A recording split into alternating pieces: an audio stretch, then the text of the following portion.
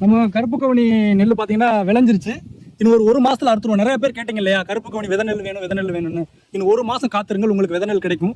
இயற்கையான முறையில் ரசாயன உரம் போடாம நம்ம வந்து பார்த்தீங்கன்னா கருப்பு கவுனி விளைஞ்சிருக்கு. சுற்றி அறுத்துக்காங்க. நம்மளோட மட்டும் ஒரு மாசம் கழிச்சு இருப்போம். இது 150 நாள் கடைசி தண்ணி நம்ம பாய்ச்ச போறோம்.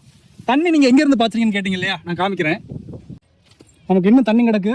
இதான் எங்கள் ஊர் கம்மா, உரத்தூர் ஜம்தார் பட்டம் கம்மா. இந்த தண்ணியை வச்சு தான் நம்ம வந்து கருப்பு கவுனி நெல் விளைய வச்சுட்டு இருக்கோம். இப்போ வந்து பார்த்தீங்கன்னா 3வது தண்ணி. நம்ம வந்து இந்த வயலுக்கு வந்து 3 தண்ணி பாய்ச்சிருக்கோம். இது கடைசி தண்ணி, 3வது தண்ணி. 3 தண்ணி தேவைப்படுது. 5 மாசத்துல வந்து பார்த்தீங்கன்னா 150 நாளில் 3 தண்ணி பாய்ச்சறதுக்கான தண்ணிகள் உங்கள்கிட்ட இருக்கணும். நிறைய பேர் சொன்னாங்க இயற்கை முறையில் வந்து நீங்கள் வந்து விவசாயம் போட்டு விளைய வைக்க முடியாது. முத்து போல நெல்லை நம்ம உருவாக்கிட்டோம். வெறும் பஞ்சகாவியா மீனமிலம், இதை தவிர நம்ம எதுவுமே இதுக்கு அடிக்கலை. நெல் வந்து பார்த்தீங்கன்னா நல்லா அருமையாக தடிமனாக இருக்குது.